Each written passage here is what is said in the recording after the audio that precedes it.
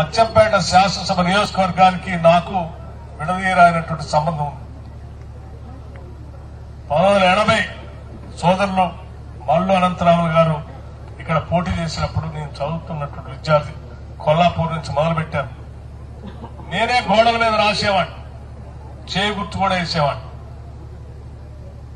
ఆ రోజు నుంచి నాకు తెలియని గ్రామం లేదు, చూడని ఊరు లేదు, పట్టణం లేదు. ఇక్కడ ఈ నియోజకవర్గం తెలియని నాయకుడు లేడు. ఈ నియోజకవర్గం నాగర్ కర్నూలు శాసనసభ లోక్సభ నియోజకవర్గం. ఆ తర్వాత సోదరుడు డాక్టర్ మల్లు రవి గారు పోటీ చేసిన దగ్గర నుంచి కూడా నేను ఈ నియోజకవర్గంలో తిరిగాను. వీళ్ళిద్దరూ కూడా అంకిత భావంతో ఈ నియోజకవర్గ అభివృద్ధి కోసం పనిచేశారు, చేస్తున్నారు. మల్లు రవి గారు కూడా తప్పనిసరిగా రాష్ట్ర ప్రభుత్వం ఈ జిల్లా నుంచే, ఈ ఉమ్మడి జిల్లా నుంచి ఈ నియోజకవర్గ పరిధిలో ఉంచే రాష్ట్ర ముఖ్యమంత్రి గారు కూడా ప్రాతినిధ్యం వహిస్తా ఉన్నారు.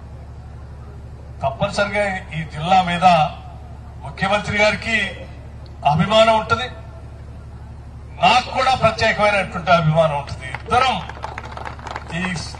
ఇక్కడ ఉన్నటువంటి జూపల్లి కృష్ణారావు గారు అడిగినటువంటి కార్యక్రమాన్ని కానీ, శాసనసభ్యులు కానీ అడిగినవన్నీ తప్పనిసరిగా ప్రయారిటైజ్ చేసి పాలమూరు జిల్లా అభివృద్ధి కోసం పనిచేస్తామని చెప్పి మీ అందరికీ సవినయంగా మనవి చేస్తూ, మిత్రులందరూ ఈ ప్రభుత్వం మన ప్రభుత్వం, ప్రజల ప్రభుత్వం, పీపుల్స్ గవర్నమెంట్.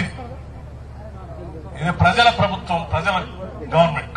ఈ ప్రజా ప్రభుత్వాన్ని కళ్ళల్లో పెట్టుకుని కాపాడుకుంటూ 10 కాలాల పాటు నిలబెట్టుకోవాల్సిన బాధ్యత, ముందుకు తీసుకోవాల్సిన అవసరం మనందరిపైన ఉందని చెప్పి మీ అందరికీ తెలియజేస్తూ ముగిస్తా ఉన్నాను. నమస్కారం.